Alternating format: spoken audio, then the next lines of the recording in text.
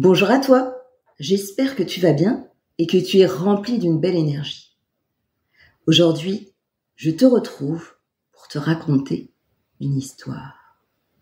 Est-ce que tu es prêt? Ouvre grand tes oreilles, je vais commencer.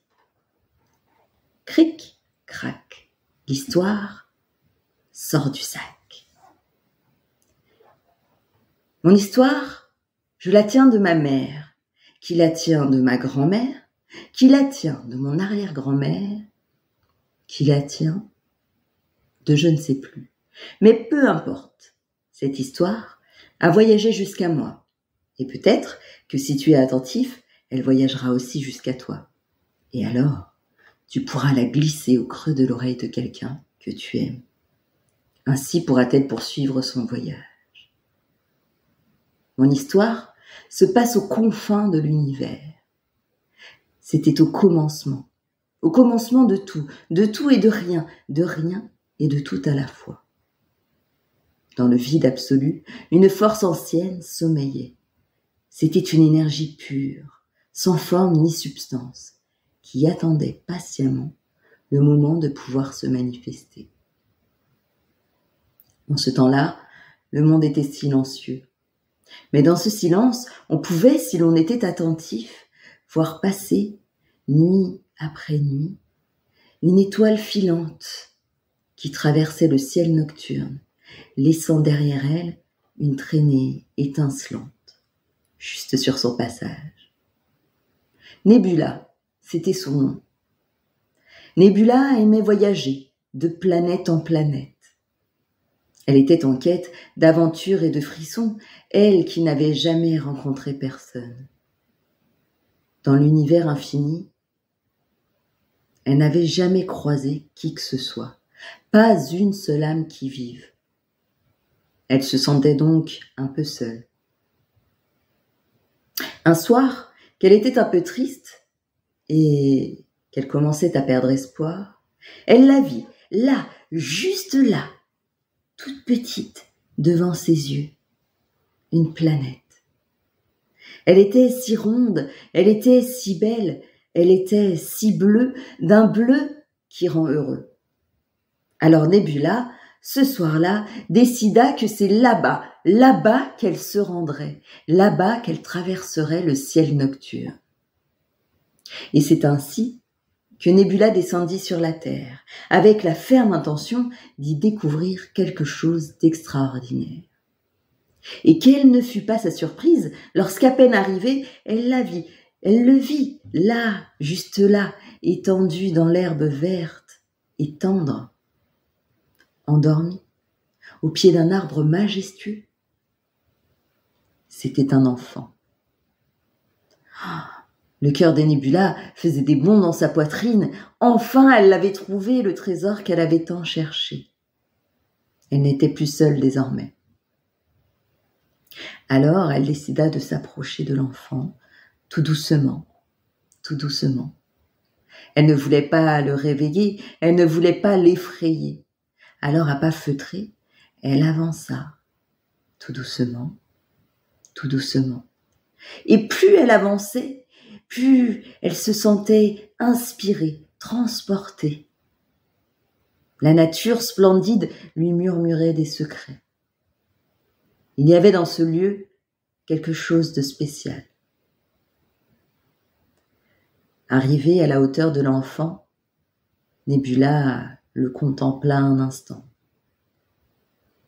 Il dormait paisiblement. Et là, tout à coup, quelque chose d'inattendu se passa en Nébula. Ça pétillait, ça palpitait de l'intérieur, et ça la faisait vibrer, et ça lui donnait envie d'inventer, de raconter, et même de chanter. Enfant de la terre, allongé sur l'herbe verte, enfant de la terre, je te vois.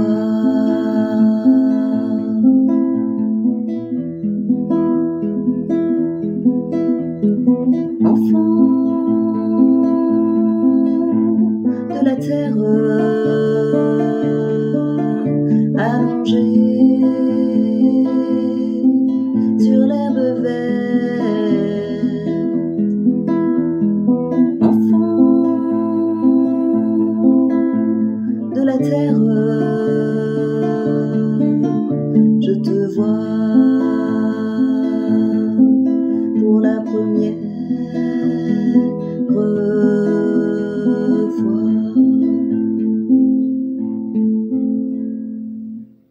Alors, Nébula, qui était un peu magicienne, attrapa une poignée d'étoiles scintillantes.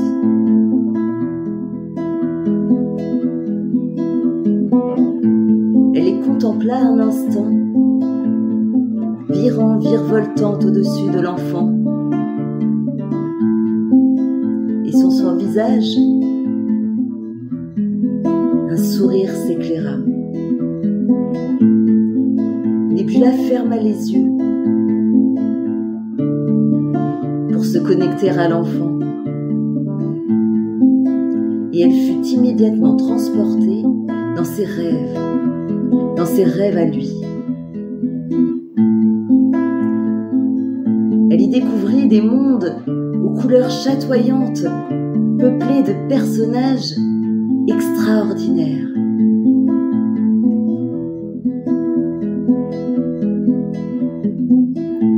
Des mots se formèrent alors dans son esprit, des milliers de mots. C'était si beau qu'elle décida de leur donner vie. Alors, de son souffle céleste, Nébula transforma les mots en histoire.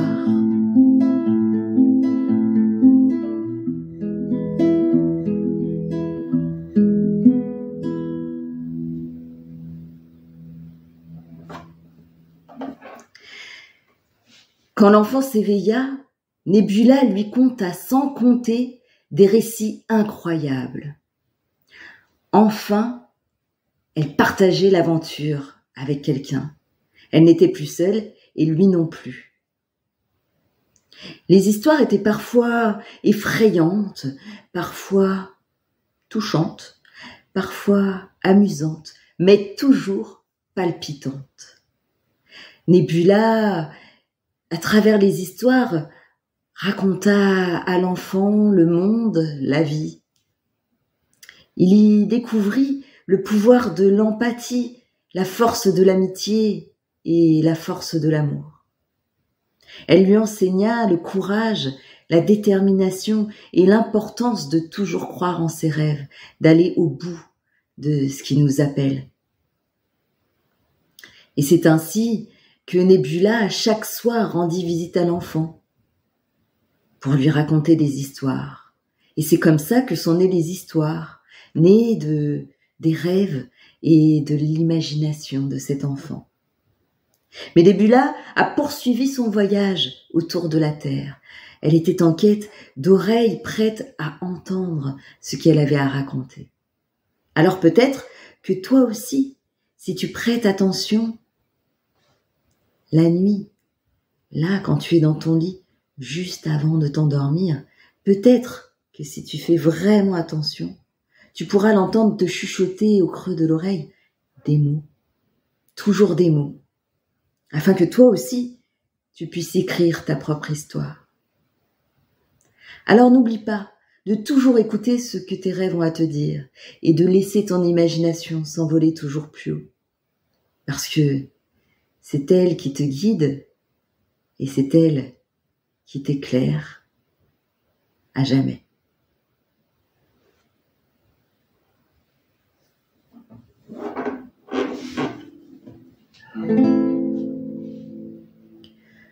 Enfant de la terre, allongé sur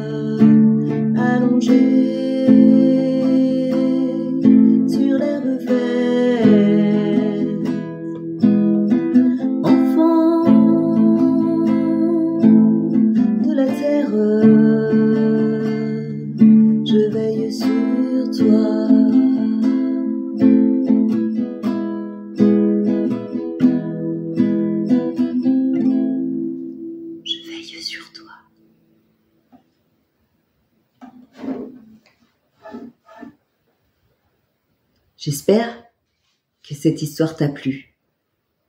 Mon histoire est terminée. Cric, crac, je la remets dans le sac. Et je te dis à bientôt pour de prochaines aventures. Ciao, ciao.